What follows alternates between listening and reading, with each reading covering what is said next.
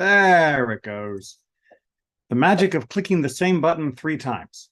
Because why not?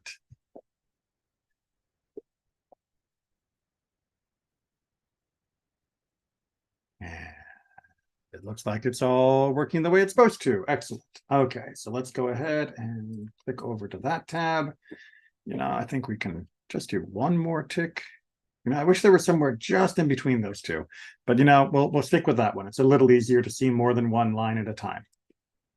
All right. Well, with technological snafus, we are well into our normal start time, and we are picking up in Parashat Vayera. And Parashat Vayera is one of the more famous sections of Genesis, which is full of famous sections. But I wanted to take a little emphasis on chapter 19 for this year. Obviously, there's just too much to go through, but chapter 19 is one we haven't done in as much depth before, and in particular without as much emphasis looking at the character of Lot, or Lot, as he's usually referred to in the English. Lot is Abraham's nephew, and you'll remember that he had been asked by Abraham to separate because Lot's shepherds, meaning the people working for him, were quarreling with Abraham's shepherds. Essentially, they'd both become so prosperous that there wasn't enough room for their flocks to be taken care of near each other within the Judean hills where Abraham was living. He told Lot, "You pick a direction and I'll go the opposite way, so there'll be enough room between us." Lot looked down onto the plains of the Jordan Valley towards the Dead Sea, and it looked really nice down there. And anybody who's ever been in the Judean hills knows, sure, they look nice for sheep, but they don't exactly scream verdant and beautiful sort of easy living. Whereas Sodom and Gomorrah, the two main cities down in that plain, they certainly looked a lot nicer. And so Lot decided to go there. We already found out last week that he ended up being a city dweller, which means he must have liquidated the assets that were originally causing him the trouble, which does make us wonder why he couldn't have just stayed with Abraham in the first place and liquidated his assets there so that there wouldn't be quarrels. But that's part of what we're going to be looking at today, is who is Lot? Who is this man? We know he's the nephew of Abraham. We know that he's been successful with Abraham. We know that he chose going to Sodom, and that he's been living there long enough now to have been captured during the previous war as booty, which Abraham then had to go rescue, or Avram, as he was called at that time. But what was the character of him? Was he righteous like Abraham? Was he wicked like the people of Sodom?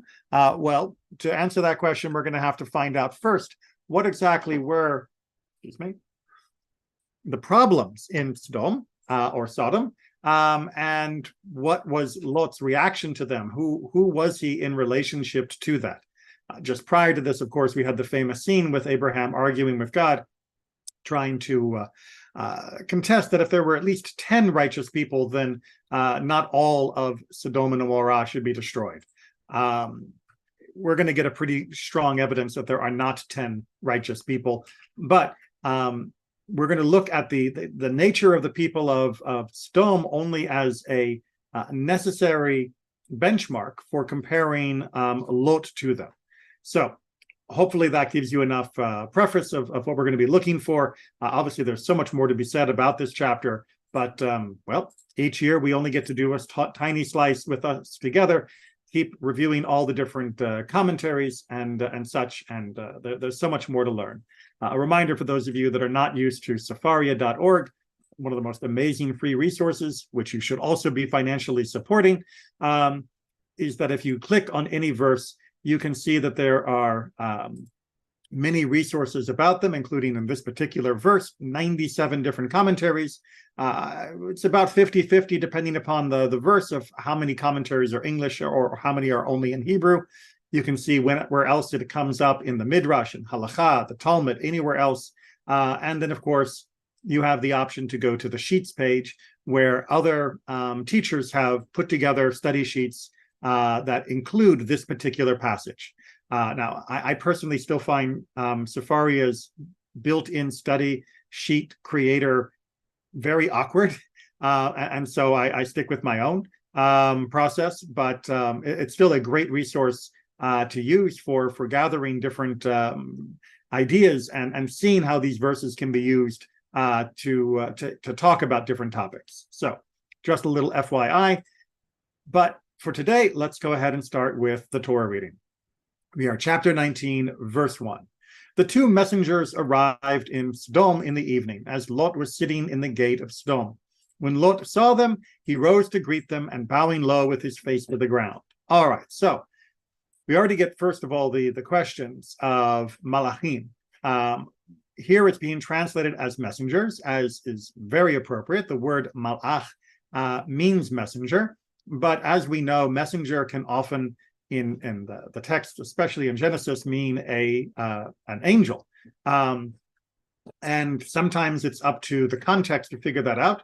Sometimes it's going to remain blurry for quite some time. Sometimes it is unclear whether the main character, in this case Lot, sees them as being angelic or whether or not he sees them as being regular people.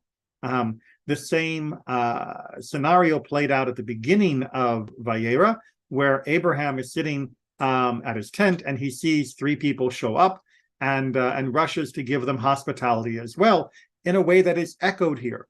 And really, that is one of the powerful literary devices of chapter 19, is to echo Abraham's behavior prior. Unfortunately, we don't have time to go through all of Abraham's behavior, so I'll reference it from time to time. But please go back and reread the beginning of Vayera to see more of the parallels and contrasts between Abraham's behavior and Lot's behavior. So, like I said, I'll reference it, but we're not going to be jumping back and forth in the text. So, what happens? Lot comes and he sees them. Now, why would Lot be sitting in the gate of Sodom? Well, again, this is a cultural thing that we have to try and unpack. On the one hand, we can say that this is very parallel to Abraham sitting at the entranceway to his tent, as described at the beginning of the parashah. That just as Abraham was sitting there, keeping his eyes open for anyone that might be in need of hospitality, so too Lot was sitting in the gates of the city, keeping his eyes open for anyone in the need of hospitality.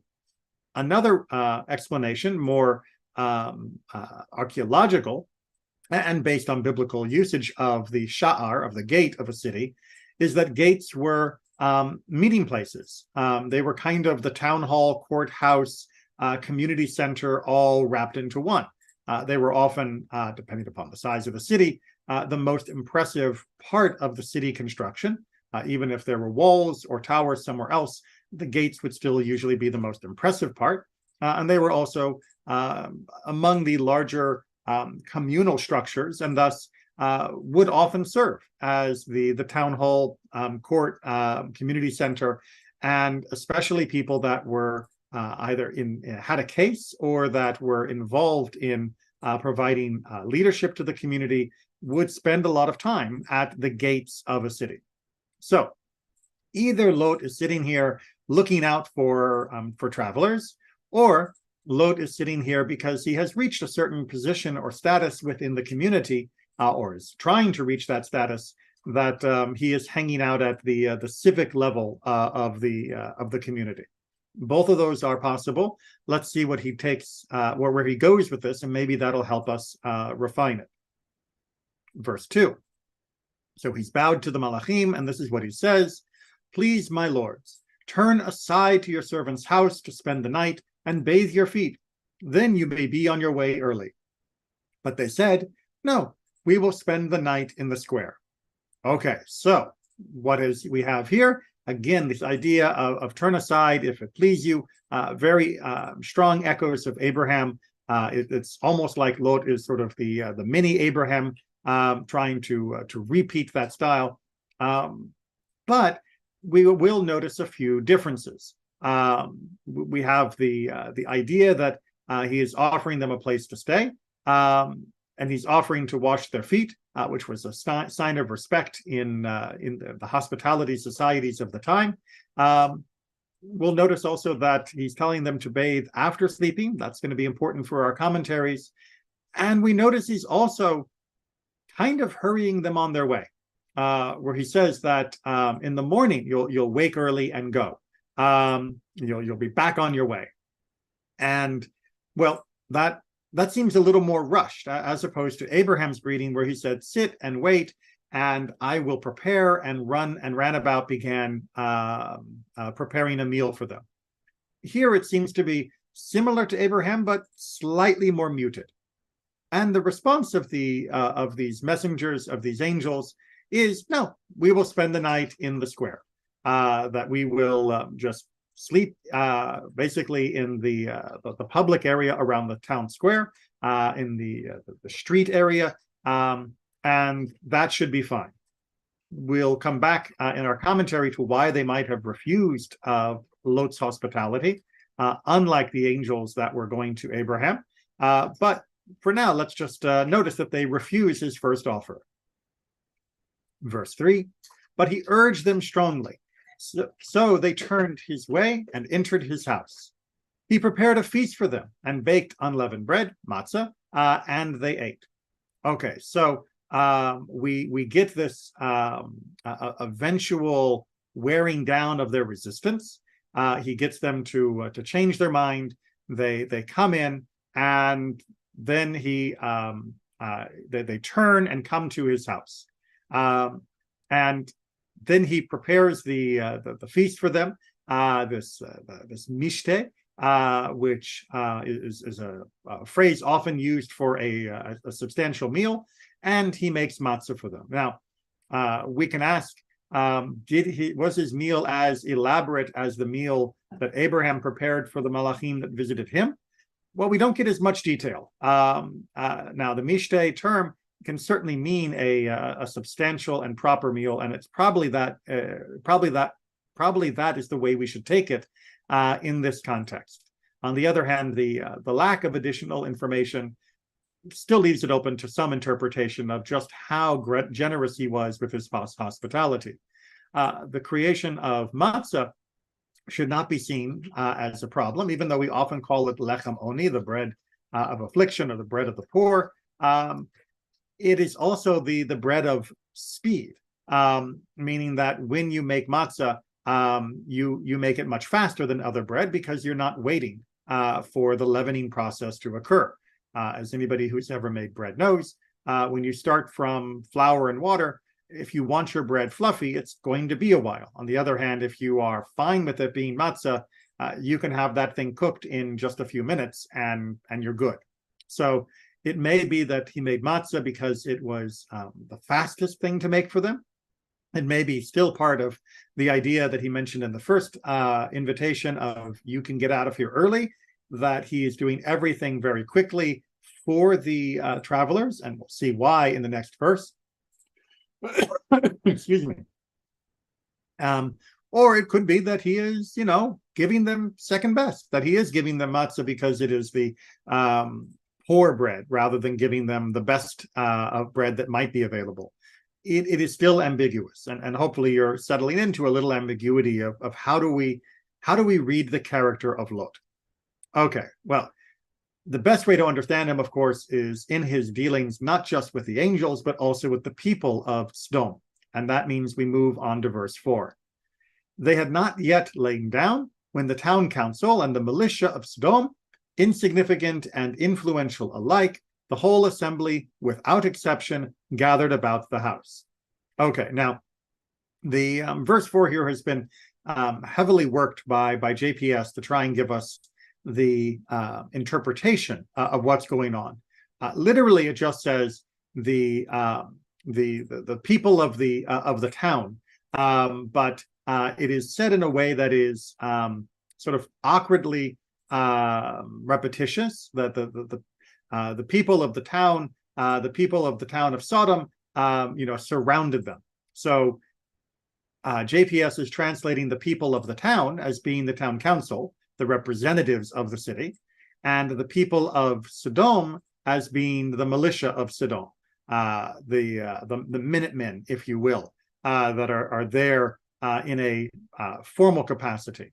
And then they are taking the words na'ar and zaken, which usually are referring to age, the young to the old, and they're taking it to mean the whippersnapper, meaning the insignificant young people, and the influential, the bearded ones that would be the leaders of the community. So it's a correct and fine translation and interpretation of what's going on here, but we should also recognize that it could simply be that verse 4 is trying to drive home that everyone from the entire town was there, from young to old. And this could be an answer to Abraham's discussion with God about how many good people are in Sodom. And verse 4 may be trying to highlight for the reader, really, everyone in the town was there. And as we're going to see, they're pretty horrible. So take it in either way, but it's what they're about to ask for, of course, that is going to be the most shocking. And they shouted to Lot and said to him, "Where are the ones who came to you tonight? Bring them out to us that we may be intimate with them." Okay, so this is, of course, the more famous line, and the one which I discussed in my sermon on Friday, is the grounds for creating the English word to sodomize, or to be a sodomite. But the Torah, as we'll reference in our commentary, but I also went into more detail in my sermon last Friday, is much less interested in the "we wish to be intimate," that we wish to, quote, know them, which is the biblical euphemism for intimacy.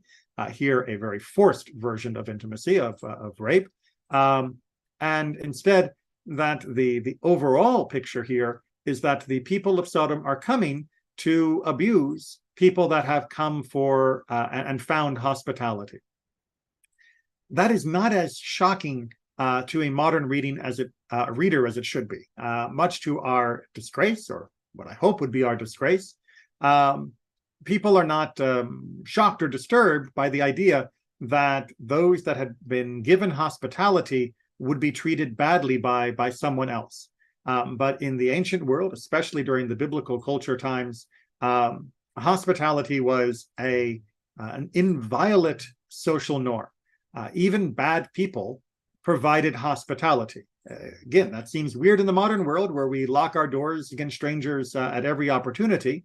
But in the ancient world, where our communities often were hanging together by vague senses of community and communality, being hospitable to a stranger and establishing that as the inviolate norm was the only way that you could be a stranger anywhere else without being in danger of being murdered. As long as everybody knew that everyone treated strangers with hospitality, then you could go to the next town or the next city or the next country even, either as a traveler or as a merchant or for whatever purpose.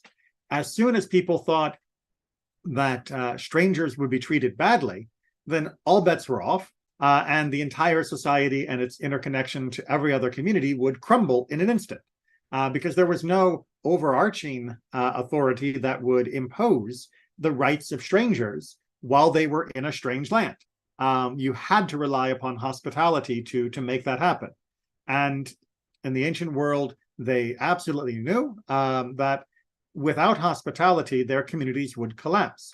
And without hospitality, both given and received, their own person would be in great jeopardy.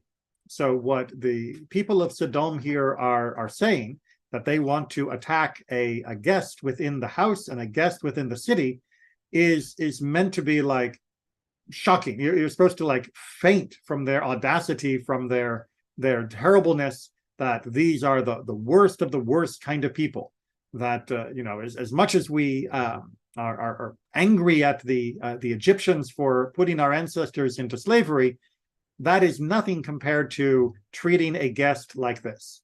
And again, that was because of cultural, economic, and personal security reasons, that this would be a taboo beyond taboo, and a taboo far beyond the question of the male intimacy that's being talked about here.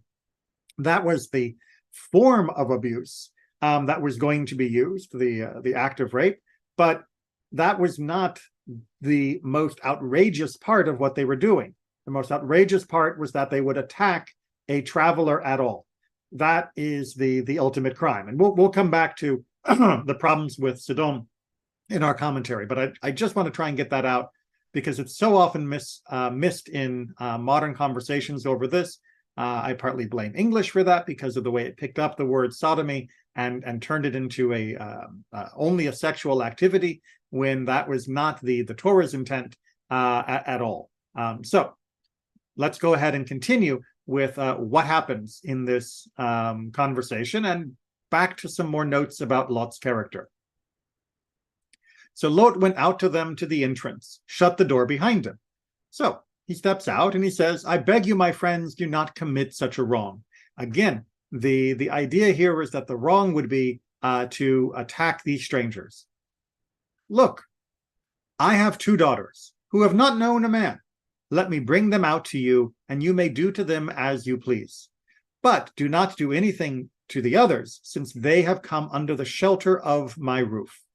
All right, so let's work backwards here. Again, the final line, because they've come under the shelter of my roof, he is trying to remind them of the nearly universal taboo against treating strangers badly, especially once a person has formally offered them hospitality. Nothing is supposed to be done that would be bad towards them during that period of hospitality. However, the more shocking part, and it's meant to be shocking, and one that our commentators will say quite a bit about, is that rather than just arguing it is immoral to treat strangers this way, Lot offers a compromise, alternative, a novel suggestion, which is, look, if you are interested in intimacy, here, I've got 2 daughters, and they are as yet unmarried, and thus still have not been intimate with anyone. So whatever you think might be good to do with them, go ahead. But don't treat the strangers like this. Now, we're going to come back to what did Lot just suggest in our commentary in much more detail. But understand that one way to look at this is as a rather powerful contrast of he actually thought it was more important to protect the rights of guests than it was to protect the physical and emotional rights of his daughters. That could be used as a celebration of his understanding of the virtue of hospitality. On the other hand, this can also be read as a condemnation that while it's true that protecting the rights of strangers in your house is of enormous importance, this is not the way one goes about doing it. So we're going to have to unpack this offer in much greater detail. But let's look at the response of the people of the city. But they said, stand back. The fellow, meaning this one, right? It's a more dismissive term for the individual.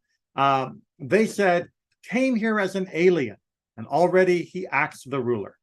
Now, we will deal worse with you than with them, meaning than the visitors. And they pressed hard against the householder and against Lot, and move forward to break the door. So they come against him. They try to break through the door. Now, there's a number of things happening here that are of great importance socioeconomically. One of them is hearkening back to Lot being in the gate at the beginning. As I mentioned, the gate of the city was a scene that was the town hall and the courthouse and community center all rolled into one. And yet they are accusing him of acting like a shofet, of acting like a judge, of acting like a chief, despite the fact that he is in fact a ger, that he is somebody that came lagur to temporarily dwell here. Now, they are reminding him that he too is a stranger, that he too is an alien in the sense of not a native born, and thus he has already diminished rights in their eyes. He may be resented for putting on airs like he had an equal standing in the city, maybe because he was spending too much time at the city gate. People thought that he was presuming too much. But now, having told them, don't act this way, basically instructing them in the rights of proper behavior that they clearly disagree with, since it is from the insignificant to the elders altogether, they are turning on him as well. And this is where Lot really is recognizing the error, perhaps, of settling in Sodom, that maybe this wasn't exactly the right place to be. Verse 10, we'll just get through the quick ending of this section, then get to our commentary. But the agents stretched out their hands and pulled Lot into the house with them and shut the door. And the people who were at the entrance to the house, low and high alike, here we get the small and big term. We had Na'ar and Zaken before. Here we have another way of saying from the least to the greatest. They struck with blinding light, so that they were helpless to find the entrance. So there is this huge flash. The people who were assaulting the house are struck blind, and in the process, Lot is able to be rescued, pulled into the house, and then we get the discussion of how they're going to get out. And that's what carries on from verse 12. Now, we're not going to go down the rabbit hole of the escape, because there's no good place to stop after that, as Lot finds out. But suffice it to say, it is a harrowing ordeal. The angels still have to hurry him along at multiple stages. Lot's wife famously really refuses to turn her back on the city, and thus is destroyed. And ultimately, Lot and his daughters are the only two survivors from the family who end up in a cave. And the daughters are thinking that this was a calamity like Noah, that it is just the two of them plus Lot. And well, some very unfortunate behavior takes place in that cave. We'll leave it at that for today. We've talked about it in more detail in the past, but for today, we'll leave it there at the PG version. Okay, so what do we make then of Lot? Is he a mini Abraham, somebody that is following in Abraham's footsteps, although perhaps not quite as great? Is he actually a deeply flawed person that we have no business comparing to Abraham at all? Was he better than the people of Sodom? Was he not much better than them?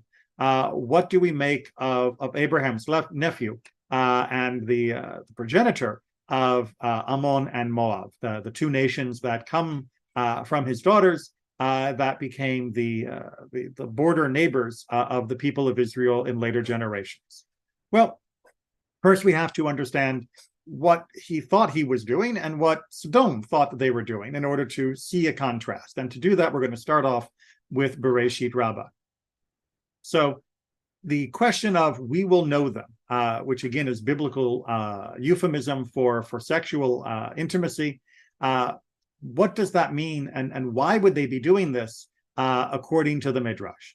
There, meaning the people of Sodom, intention was to stop people from coming among them. As our rabbis have said, for they thought that because of the excellence of their land, which was as the garden of the eternal, many will come there, and they despised charity. So the basic idea is that the people of Sodom were selfish, that they were living in something that was akin to a paradise. Like I mentioned before, Lot could see it even from a distance, that this was a lovely place. And as such, they were under the impression that everyone and their brother is going to want to come. And if everyone and their brother comes, then it's all going to be terrible, and we're going to end up having to support them. And we don't want to take care of poor people. We do not want to do tzedakah. They hate the concept of taking care of those in need. So how do we explain Lot there? Because after all, if they hate strangers, then how did Lot come to live there? Well, Lot, however, came to them with his riches and wealth, and he either asked permission of them or that they accepted him in honor of Abraham. So Lot basically came in and bought a passport. He comes with a huge amount of wealth, as we know. That was what necessitated the splitting with Abraham. And that seems to have been sufficient to convince the people of Sodom that no one was going to have to look after him. No one would have to give him tzedakah. No one would have to give him charity. He could support himself in luxury, and thus they would not have to be selfish towards him because he would never ask. Or at the very least, they did it in honor of Abraham. They knew that Abraham was this very mighty and very wealthy person. And again, having a powerful friend probably wasn't a bad idea. And it turns out, of course, in last week's Torah portion, that having Lot among them was a very good idea because it was only because of Lot's presence that Abraham went and saved everybody who had been taken captive during the war.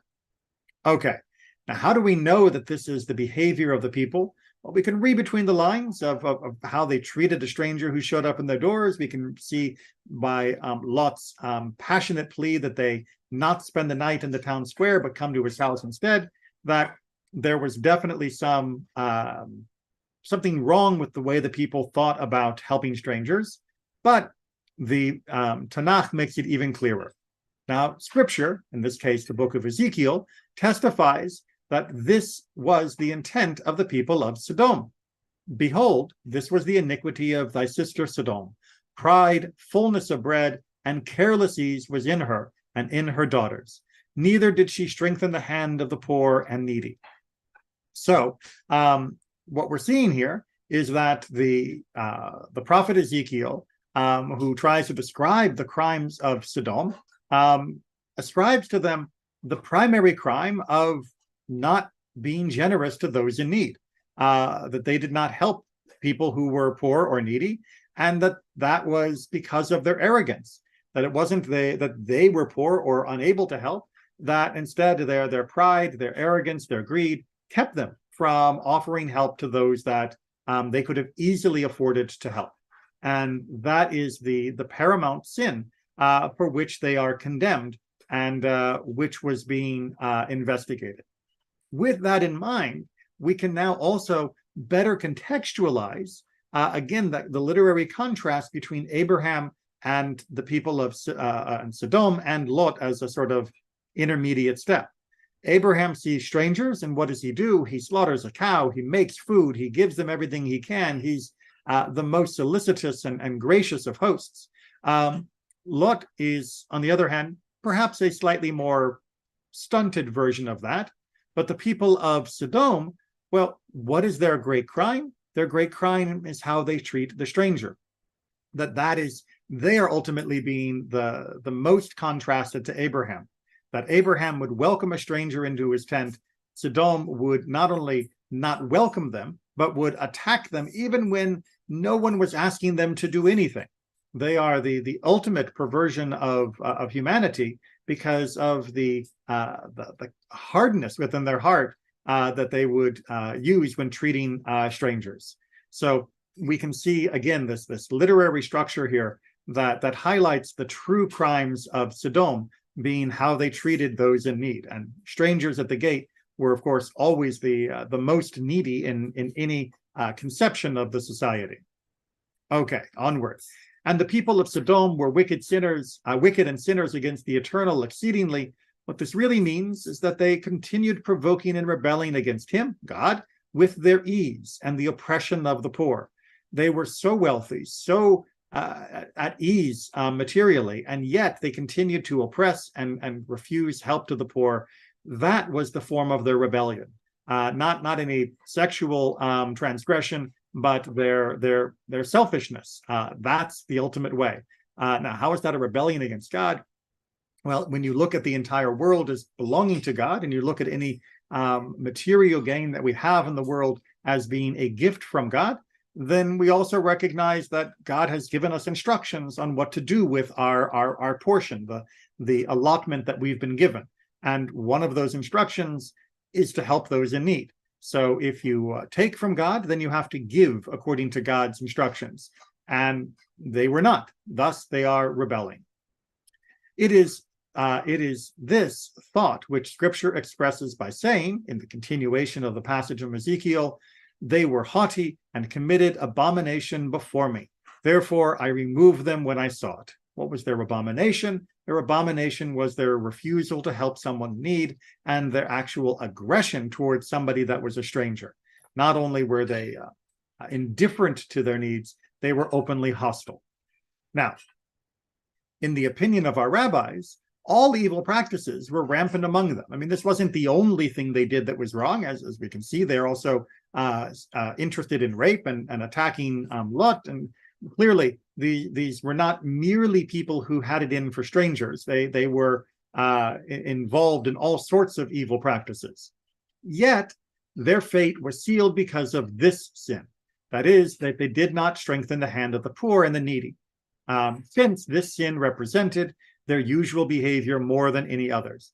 Besides, since all peoples act righteously towards their friends and their poor, there was none among all the nations who matched Sodom in cruelty.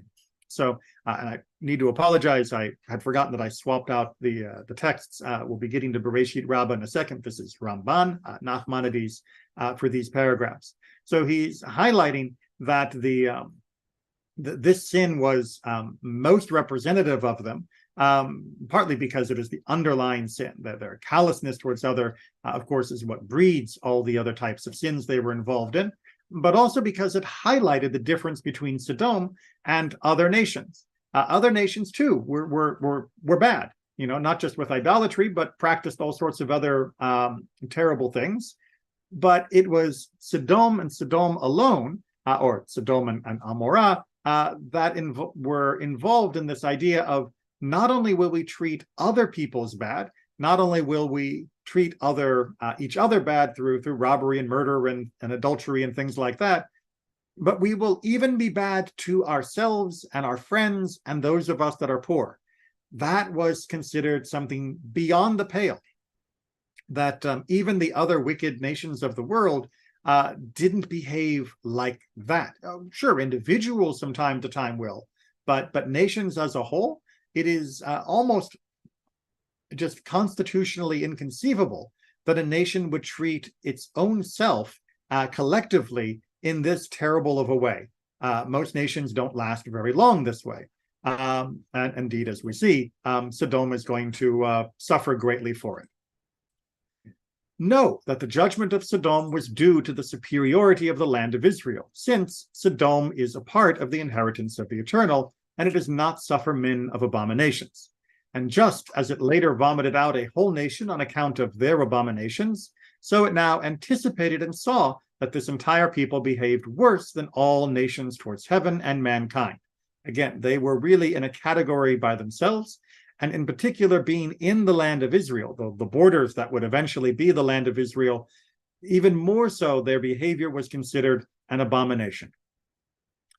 Thus, it thus laid waste heaven and earth for them, and the land was destroyed forever, never to be restored, since they became haughty on account of the goodness that was bestowed on them.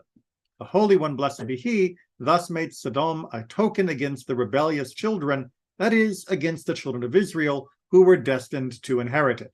So, especially because Israel would become the land of Israel, the place of the Jewish people, and since God knew that there would be a propensity for the Jewish people to become arrogant when they were at ease, the destruction of Sodom and Gomorrah should also be seen as an enduring testament to the catastrophe that can befall one when one behaves in this way. That this was supposed to be sort of a, you think it's okay to ignore the poor? Let me tell you about Sodom and Gomorrah. Look over here near the Dead Sea. Do you see that area where nothing grows, where it's in completely just terrible blasted land? Yeah, guess why God blasted that apart?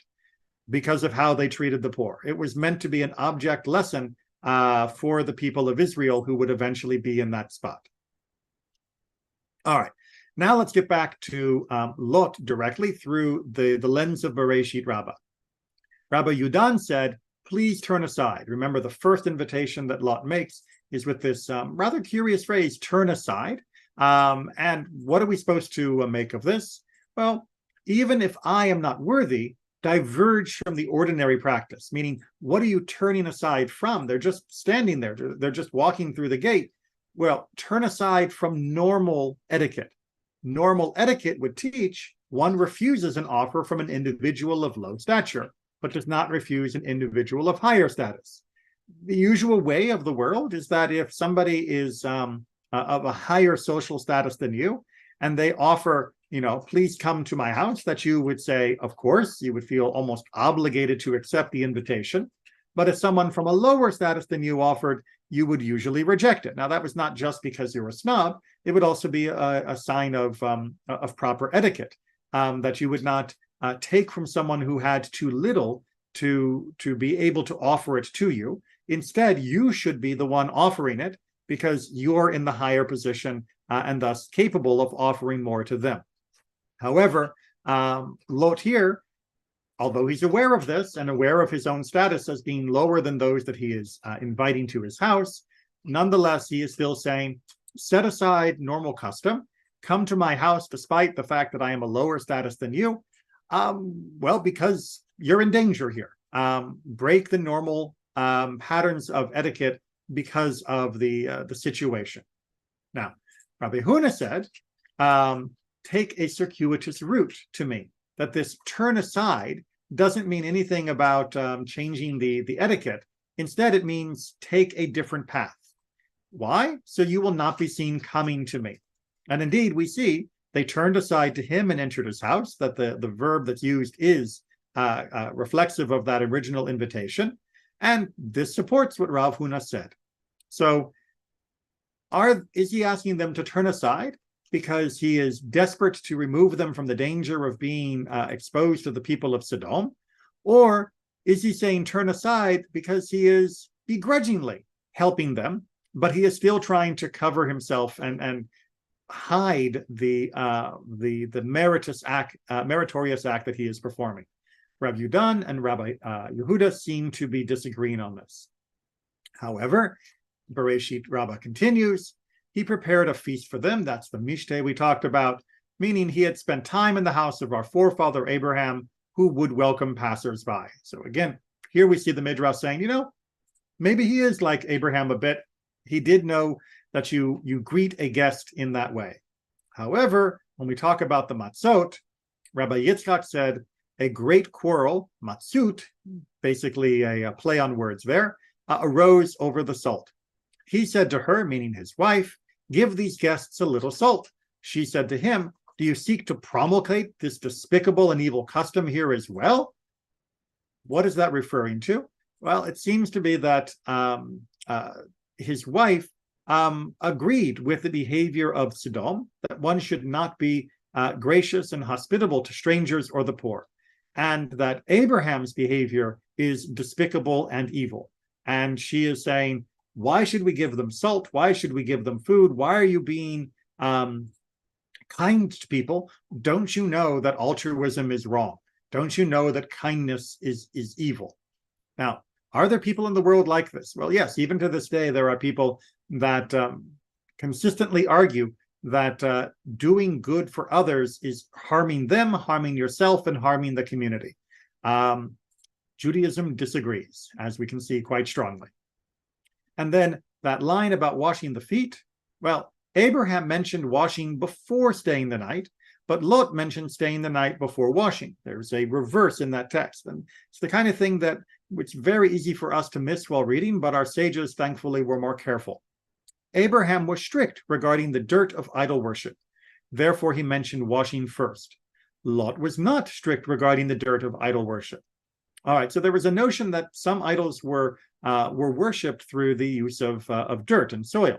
And as such, Abraham would wash the feet to make sure that none of that, even the hint, the dust of idolatry was still clinging to anybody that came into his house. He wanted it removed before he would continue with his hospitality. Lot was not quite so fastidious about that. Come with dirt, not with dirt, he was a little bit more lax. Now, that is not being said to his credit here. It's not that he was being more generous of spirit. It's that he didn't care about idolatry as much as Abraham did. Now, Abraham is, of course, considered as the avatar of fighting idolatry. So no one is really as strong against idolatry as Avraham in the midrashic sense. But nonetheless, Lot is still getting a little bit of criticism here. On the other hand, we can save him. Some say that this too he did with a virtuous intent. So they would emerge, and the people of Sodom would see dust on their feet, and they would not ask, where did they stay the night? So the idea is that they're going to leave early in the morning, presumably before most people are awake. And even if somebody does see them and they will see that they have dirt on their feet, and they will not assume that they spent the night in the town. And thus, neither Lot nor the travelers will be in trouble, because no one will have been hospitable or taken hospitality in the town. So they can get out without coming to harm. In a sense, Lot is saying that if you get caught, you will have the costume on of a traveler still, and thus you might be able to avoid any problems, and so will I for having helped you. Now, from all of these commentaries, does the tradition say that Lot is a good person, a great person, a mixed person, or a terrible person? Well, kind of all. He's not held up as a paragon of virtue, but he's also not held up as the people of Sodom. He is somebody that is clearly uncomfortable with their practices, but he is also only sort of half-heartedly maybe going out of his way. But on the other hand, we must recognize that his hospitality comes with great risk, whereas Abraham's hospitality does not seem to come with risk at all. Abraham was able to invite people in, but no one was going to be in a position to do Abraham much harm. Whereas Lot, well, by just asking these people to come to his house, he was already putting himself and his family in danger, even if he was doing it half-heartedly and without as much passion as Avraham. It's very difficult to try and compare the two in a straightforward manner. Now, we continue on with Rabbeinu Bachya. We'll see more about his attempts to protect, and in particular the issue of, well, okay, fine, his hospitality may have been done with the right intention, even if not necessarily the right way, but what about his treatment of his daughters? Lot went to great lengths to protect the people who were his guests from any harm, as we've seen. Nonetheless, his attempt to assuage the illegitimate demands of the townspeople to save these men at the expense of the chastity of his daughters revealed that his heart was not in the right place. So Rabbeinu Bachya is saying, look, you got to be kind of messed up in the head to offer your daughters as a substitute for the object of rape. I get that you were trying to save the people you'd offered hospitality to, but that's you kind of got to be messed up to think that this is an acceptable alternative. He could not have performed a greater act of abandoning his own flesh and blood to the perverted lust of his compatriots than by his offer to let them do whatever, quote, was good in their eyes to his daughters. He didn't just say, here, treat them well and it'll be okay. He said, do whatever you want. I mean, the most permissive statement of permission that can be stated in the biblical text. And that's just messed up, says Rabbeinu Bachya. It's just, how could you turn on your own family like that? This is why our sages in Tanhuma said, according to standard civilized conduct, a father risks his life in order to protect the innocence of his daughters. That's normal, right? People, both men and women, go to great lengths to protect their children. And here he's doing the opposite. Lot, by contrast, tried to buy his own safety at the expense of the honor of his daughters. This is why God said to him, you are only preserving them from the men of Sodom in order to violate them yourself. Meaning that the Midrash is seen in his behavior prior to this point, that they had still an honor to be sacrificed in this manner, that Lot had only been careful with them in that respect because he was interested in them himself physically. And of course, this is a hint towards the behavior that will happen at the daughter's instigation once they have escaped from the city. Rabbeinu Hananel takes a slightly different opinion, one that is not as harsh for Lot. Lot most certainly did not mean to sacrifice his daughters. His turn of phrase must be understood in the same sense as when someone says to his good friend, "My house is at your disposal, help yourself to whatever you desire." Or the words may be understood as if someone under the threat of being murdered shouts at his would-be murderers, "Go ahead and kill me if you dare." He knew full well that these people were not going to do what he had proposed to them. So Rabbeinu Hananel wants to redeem Lot a little bit from a superficial reading of his actions here, that he never expected the people to act on what he said, that when he said, "Do with them as you will," he was trying to show a conciliatory note in the same way that if I say, "Help yourself to anything in my house," you all know that I'm not saying like just, rifle through my drawers and take anything you want, but, just make yourself comfortable in as gracious a way as I can say it. So he was expecting them to be placated by his statement, not to act upon his statement. Now, that seems still a little bit hard to believe because after all, these are the people of Sodom that we're talking about. So maybe he meant that, but he should have known better that there was perhaps a good chance they would do so. Nonetheless, Rabbeinu Hananel wants to give a second interpretation that could help, which is that what he was saying was simply a statement that was outrageous, that was meant to shock them and to intimidate them away from this behavior. Oh, you're going to kill them? Kill my daughters while you're at it. Just go ahead, do whatever you want. And then they would go, "Oh, you know what? He makes a good point. We're behaving badly. We're not going to do that. You're right, Lot. Sorry, everyone, go home. False alarm. Yeah, what kind of people are now?" Is this a little bit of a stretch? Obviously, in my opinion, it's a little bit of a stretch. But Rabbeinu Hananel, as well as other commentaries, are disturbed, not by Lot's statement in itself, because we know that this is the behavior that some people do engage in. After all, we see it in the book of Judges, where a concubine is given to a mob as well, in a very parallel case, and one that I recommend you study. So it's not that the behavior of the mob is impossible. It's not that the giving of a guest is impossible. It's that somebody who was so carefully tied to the house of Abraham would behave this way that feels impossible. And so many commentators are defending Lot, not because the text makes it easy, but because how can we say that a close member of Abraham's household would behave like this? The whole hospitality, even if it was half-hearted, that seems Abrahamic. That seems like what we know.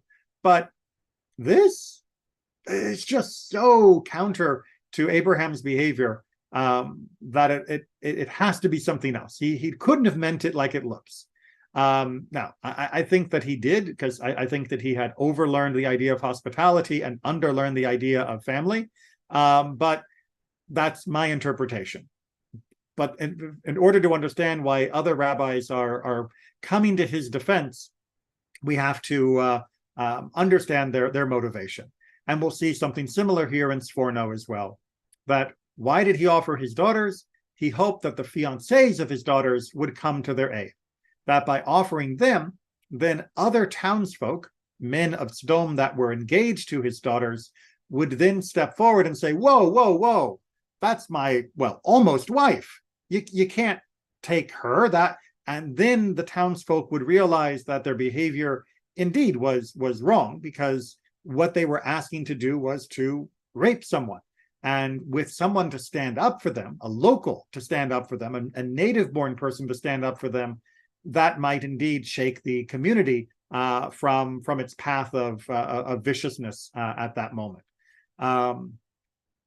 Is it a good plan? Well, seeing the people of Sodom and seeing that the fiancés didn't show up and help, not a great plan, but it can at least pull Lot back from being one of the most horrible fathers ever in the history of fatherhood. that he spoke terribly, and wasn't successful, but maybe at least he was trying to do something that kind of sort of had a chance of helping, even if it didn't in the end. And ultimately, this is a remarkably useful passage, this whole story of Lot, of how do we analyze the behavior of other people. We have the basic words of Lot, the basic actions of Lot, but we don't have his internal dialogue. We don't have what he is actually saying to himself of what should I do and why should I do it and what am I hoping to accomplish. And it makes it very hard to understand who he really was. But we have to try. We have to try and figure out the intention at least a little, because without intention, we cannot interpret and judge. But we also have to be cautious that what we think is an obvious intention could indeed be wrong, that there might be other reasons for a person to do the action that they have done. That doesn't excuse the action, and certainly if it was a crime, like what's happening here, that doesn't take away the criminality of the action, but it does give us a better insight into the person. And that is still very important. Judaism wants to know the intent of ourselves and of each other as much as possible. And it wants us to be careful when trying to ascribe that intent to others. It's also a really very interesting look through the commentaries of the phenomenon known as confirmation bias. If you consider Lot to have left Abraham because he was a bad person, that he should have given up everything just to stay with Abraham, then you are more likely to interpret Lot as being just a bad guy. He's not great. Maybe he's not as bad as the people of Sodom, but he's not great. On the other hand, if you believe that Lot really is kind of like a bit of Abraham, a kind of a chip off the old block, then you have to find interpretations that will support his behavior and make him less horrible than he appears to be. So whatever your preconceived notion of Lot is, you are more likely to interpret the later behaviors according to that preconceived notion. You will have that bias to confirm the image of him you already have. And while that can make for some interesting commentary, it can also sometimes make for some stretched commentary. And it's something that in our own personal life, and certainly when interpreting the events of the world around us, we have to be very careful about, that we don't come to our conclusion first and then interpret all evidence as supporting our conclusion and no other alternative. So there's a lot going on here in this very important and very dramatic chapter, but it's not only about Lot, it is also something that each of us can use in our own lives as well. And with that, we will call it a day. I hope that everybody continues to pray for the peace of Israel, and I hope that it comes about speedily and becomes enduring and lasting for all time. In the meantime, let us continue to study as well as to act in any way that we can to help that come about. Take care and be well.